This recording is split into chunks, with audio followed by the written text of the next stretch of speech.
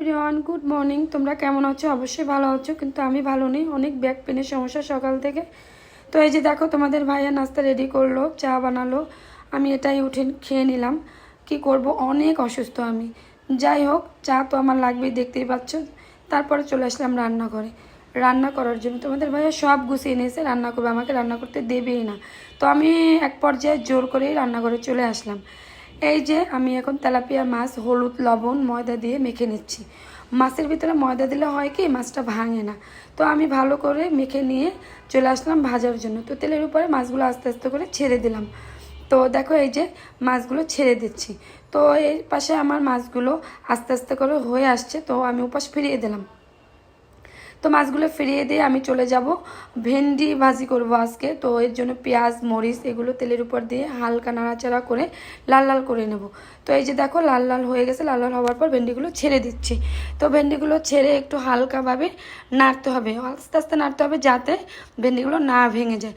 তো ভেন্ডি নাড়াচাড়া করে দিয়ে দিলাম হলুদ লবণ এগুলো দিয়ে হালকা আছে আমি এগুলো রেখে দেবো সেদ্ধ হওয়া পর্যন্ত।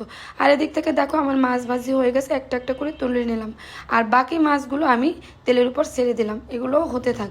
তো এদিক থেকে মাছ হচ্ছে, আর ওদিক থেকে আমি ভেন্ডি নেড়ে চেড়ে দিচ্ছি। তো আমার এক পাশ হয়ে গেল মাছের, আর এক পাশ উল্টিয়ে দিলাম। তো দেখো, এই যে অনেক অনেক ভালো করে মাছগুলো ভাজি করতে হবে, যাতে কাঁচা না থাকে। আমি একটু মাছটা কড়া করেও ভাজি না, আবার হালকাও না, মানে মিডিয়াম ভাজি। তো এই দেখো, মাছ ভাজা হয়ে গেছে। তেলের উপর দিয়ে দিলাম কালি জিরা ফোড়ন। কালি জিরা ফোড়ন দিয়ে আমি মশলাগুলো দিয়ে দিলাম। মশলার ভিতর ছিল হলুদ লবণ, তারপরে মরিচের গুঁড়া, তোমার কাঁচা মরিচ বাটা, আর এই তো এগুলোই, মানে যা তোমরা দাও আর কি, ওই মশলাগুলো দিয়েই নেড়ে চেড়ে নিলাম। আর এদিক থেকে আমার মানে ভেন্ডি ভাজিটা হয়েই আসছে, নামিয়ে নেব। যাই হোক, আর এদিক থেকে আমি করলাম কি, যে মশলাটা ভালো করে কষিয়ে নিলাম। আমি অনেক অসুস্থ, মানে কথা বলতে আমার কষ্ট হচ্ছে, তারপরে তোমাদের সাথে অনেক দিন পর্যন্ত ভিডিও দিচ্ছি না, তাই আসলে চলে আসলাম। এদিকে মশলার ভিতরে আমি ডাঁটা আলু দিয়ে নাড়াচাড়া করছি, অনেকটা ভালো করে কষিয়ে নেব। ডাঁটা আলু দিয়ে আজকে তেলাপিয়া মাছ রান্না করব, অনেক মানে অসাধারণ রান্না, মানে খেতে অনেক ভালো হয়। যাই হোক, এই দেখো, আমি ডাঁটা আলু দিয়ে আমি নাড়াচাড়া করে একেবারে কষিয়ে নিলাম। তো অনেকটাই কষাতে হবে, যাতে অর্ধেক সেদ্ধ হয়ে যায়। সেদ্ধ হয়ে গেলে আমি দিয়ে দিলাম পরিমাণ মতো জল। আর এদিক থেকে আবারও আমি কড়াইয়ে তেল দিয়ে পেঁয়াজ মরিচ জিরা ফোড়ন দিয়ে নিলাম। প্রথমে পেঁয়াজ মরিচ দিয়ে নাড়াচাড়া করে নেব।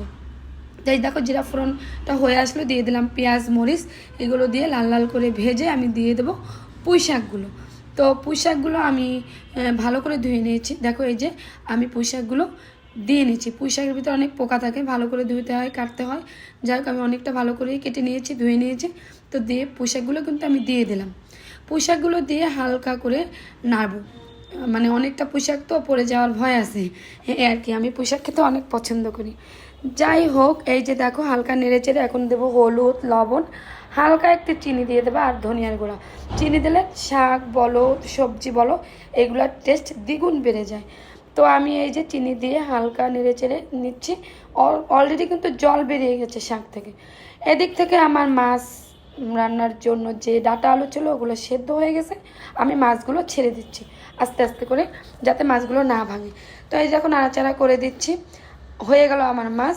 আমি এখন দিয়ে দিলাম ধনিয়া পাতা। ধনিয়া পাতা দিয়ে একটু অপেক্ষা করতে হবে বলক আসা পর্যন্ত। মাছ হতে হতে আমি ওদিকে চলে গেলাম মানে জাম মাখা খেতে। আমের কথা বলছি, যাই হোক, কিছুক্ষণ আগে আমও খেয়েছি। এখন জাম মেখে নেব। তোমাদের ভাইয়া আমি দুজনেই জাম মাখা খাবো। এই যে দেখো, ভালো করে চটকে চটকে আম মেখে নিচ্ছি। আমের দিনে জামের দিনে লিচুর দিনে যদি না খাই তাহলে হয় বলো? এই যে দেখো, আমরা জাম খাচ্ছি, আর এদিক থেকে কিন্তু আমাদের মাছ একবারেই হয়ে গেছে। অসাধারণ রান্না, দেখো দেখলেই মনে চায় খেয়ে ফেলি, তাই না? মাছ রান্না ডান। এদিক থেকে আমার ভেন্ডি ভাজিও ডান। তারপরে আমি চলে গেলাম পুঁই শাকের কাছে। পুঁই শাকটাও অর্ধেক হয়ে আসছে, আমি নামাবো। আর হয়ে গেছে পুঁই শাক। তো দেখো, তোমাদের সাথে কিন্তু আমি সবজি রেসিপি শেয়ার করতে পারিনি, আমার সবজিও হয়ে গেছে। আর কিছু মাছ আনছিল, ওগুলো আমি গুছিয়ে ধুয়ে ফ্রিজে তুলে দিলাম। কেমন হলো ভিডিওটা জানাবা। Bye bye, tata.